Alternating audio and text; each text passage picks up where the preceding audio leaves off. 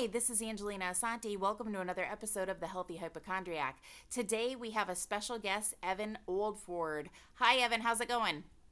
Hi, Angelina. I'm excited to be here. I'm so glad you're here because you are a friend or a son of my friend, Alice. You're also her friend.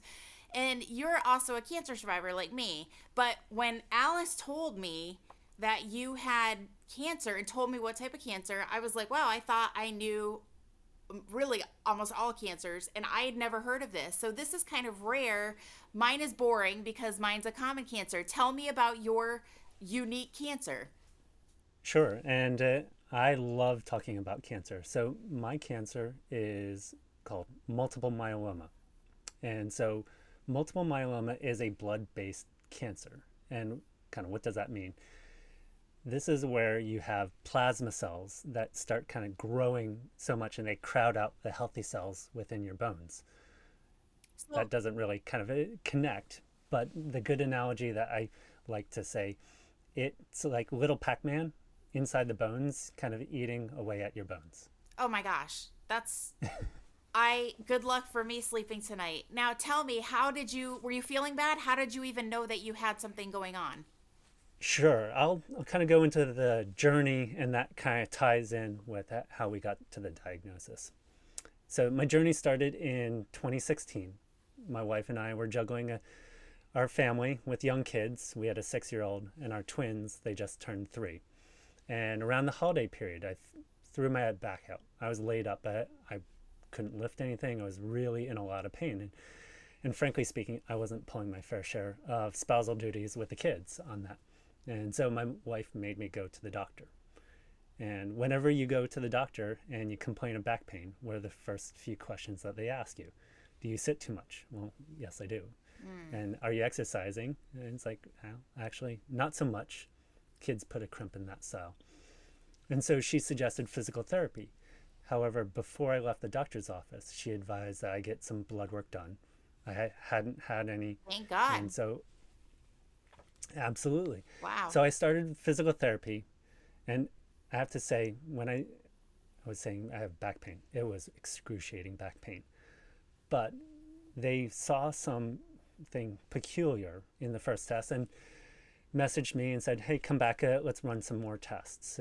And so I went and got some more tests on that.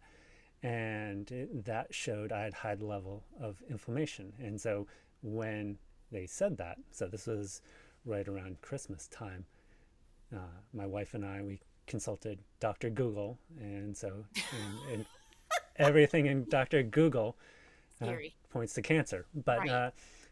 so my doctor referred me to a hematologist. And looking at that and the symptoms, they needed to do a bone marrow biopsy to confirm. And so with that, I was diagnosed with multiple myeloma. And in order to determine kind of the extent of it, I also needed to do a PET scan. And I don't know about you, but so PET scans, that shows metabolic activity in the body. And I was lit up like a Christmas tree. I had a heavy bone involvement on that. Now, I feel really lucky because I went from kind of acute symptoms to diagnosis to treatment in about a month. Most people are not Wow. that lucky. And so, with that, in January 2017, I started my treatment. I did radiation as well as 8 rounds of chemotherapy, and I'm so happy I got a positive result out of that. I'm in remission, got to MRD negative, that means minimal residual disease. And so through that process, it was not easy. There were a lot of ups and downs. And I had a number of things that I learned. And so I came up with my 7 tips for coping with cancer. And I'd love to share it with you Oh, and your please audience. do. I think it's very helpful. So the first one seems like a no-brainer, but I'd say get multiple doctors. And your insurance usually covers a primary and a secondary.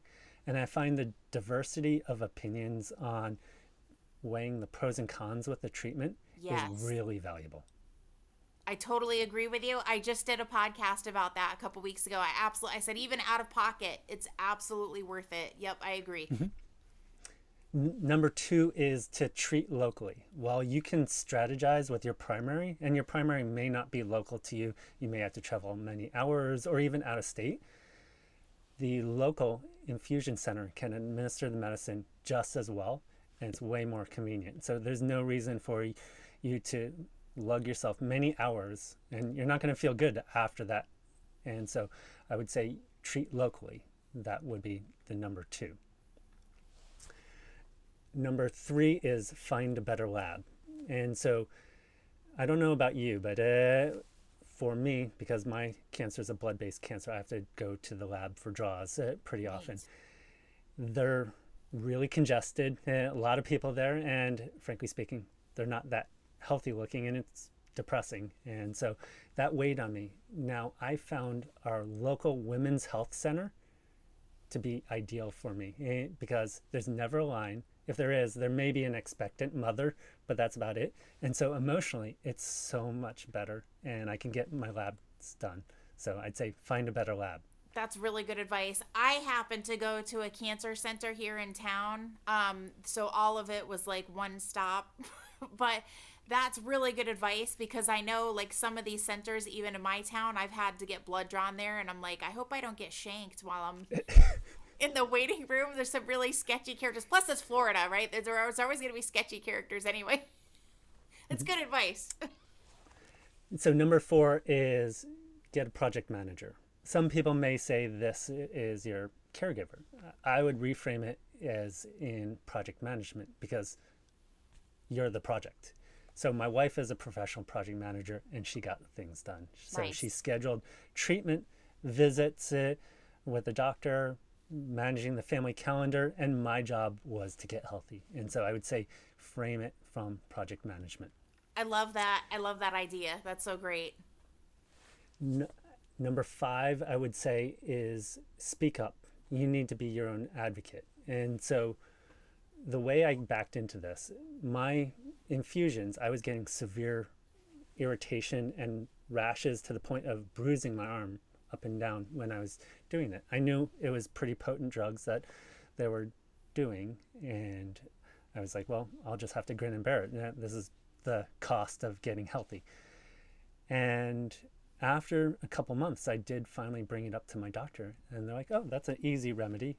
They added an additional saline drip, increased the infusion time, and bingo, it was fixed. And It was an important life lesson that they're not a mind reader. You have to speak up. And so if something doesn't feel right or you don't understand, you need to be able to be your own advocate.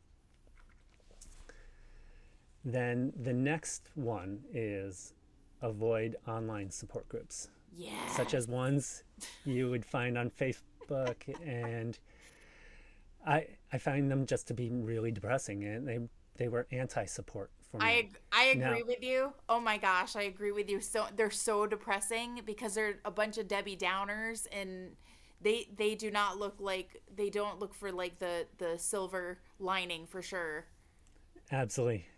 No sunshine and roses. Although I did find in person to be much better. I was able to build some networking camaraderie with some individuals. And I would say your mileage will vary on support groups, just depending on how you are wired. And then the seventh one is exercise. And so since I was having extreme pain and back pain, we can go into that a little bit more detail there. I had to limit my mobility to low impact. Our local gym had aqua aerobics. And while I was not the targeted demographics, Right. A little off. little off, that activity and routine was so important there. And this is something anyone can do. And so I'm a big proponent of getting out and moving because it's too easy to mope around, sit in the couch, and just wait for that next visit. And so those are my 7 tips. I just want to say, so you absolutely nailed that. There's actually been a lot of studies on cancer patients and how good the exercise is, and something like what you were doing, low impact, is absolutely perfect. Actually, the sauna is fantastic too. Because the sauna, like I go to a holistic doctor and I was just talking to them about this because I talk to them about everything because I always think, there's a potential show in there somewhere. But they were saying how fantastic Hmm. saunas are. So anything you can do that's really requiring what? A towel. That's it. It doesn't require a lot of effort to do something like that. But I love the amount of endorphins and you just like feel so good. And probably you saw a lot of the same people every week there, and that's kind of neat building a rapport with the same people too. Yep, absolutely. So now we have the diagnosis. Now, how Hmm. did your family react? Because that's something that every family is a little bit different.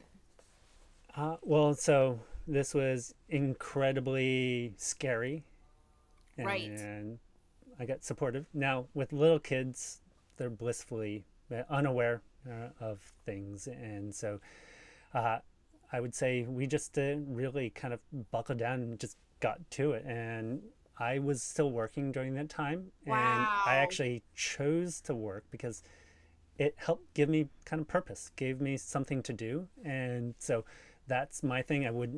I don't say everyone has to do that. Pick what works for you. But Right. just kind of day after day and stuff, and that helped me. I love that because I felt like really really wiped out, and I'm sure I didn't have the same cocktail you did. I had a very There's standard. so many different ones. Yeah, I had a very weak one. I had cisplatin, which is kind of like the Walmart. It was nothing fancy, right? That's like the run of the mill one they give. But I was wiped out from that and radiation. I just was wiped out. There's no way I could have gone to a job. I mean, when people tell me, you're not the only one that's told me that, and I'm always amazed. But I like it because there's something to be said for making plans, and that's one of the things I talked about in my cancer Hmm. book. You That should make routine. plans for the future because I think that your headspace needs that positive interaction. How were your coworkers? Did everybody know what was going on? I was a little afraid of sharing that early on Okay. because I'm kind of afraid of, okay, how is that going to kind of help or hurt Right. my career and stuff, and so I kept it pretty mum. Okay. Yeah, I totally get it. And actually, it's really funny. On social media, very few people in my life even knew I was going through cancer. Very few people knew I was even diagnosed. And then, like the day I got the margins clear, I was at, I won't say the name. I was at a restaurant eating French fries and drinking milkshake and said I just finished my last day of chemo and radiation, and people were like, "What?" So yeah, I totally get it because here's the thing. I did a podcast recently about telling people on social media that you had cancer, and I said don't do it because I Yeah. cannot believe how cancer survivors, me included, get attacked. You caused your cancer. You did this wrong. You shouldn't have had done that. It's like people are attacking me, and it's so odd to me. So you're better off not listening to a bunch of people who never went to med school and have no idea what the hell they're talking about. Don't even get that started. You might as well just talk about Joe Biden and Trump. If you want to have an Mm. argument with people that's nonsensical, talk about cancer because it's Yeah. crazy. Well, yeah, I kept it private, and that worked for me early on. And then later on, I did start sharing a little bit more. But yeah, I kept it private. But you're like me, like we want to help people. But I think that like I kind of have a firm hand now, being out of it for 6 years. I kind of have a firm hand about what I want to discuss and how I want to let people talk to me because it's Mhm. really weird. So now we're going to take the last minute, Evan. You Yes, have something exciting to tell the audience. You I just became an do. author. So tell us about your book. I do. I just published Ghost Rules, the unspoken secrets to getting ahead. It's a book on career advice. And from my professional role, I often would get the question, what do I need to do to get ahead? And so with my cancer diagnosis, I felt I had some ideas that in my head that I wanted to get out. So I distilled it down a number of perspectives on how individuals can increase their visibility, gain alignment with leadership, and position themselves for getting ahead. I would say most professionals would connect with the content, but the real target audience are the individuals that have a few years of experience under their belt And maybe they're feeling a little bit frustrated and they need some new perspective to get to that next level. Well, I think isn't like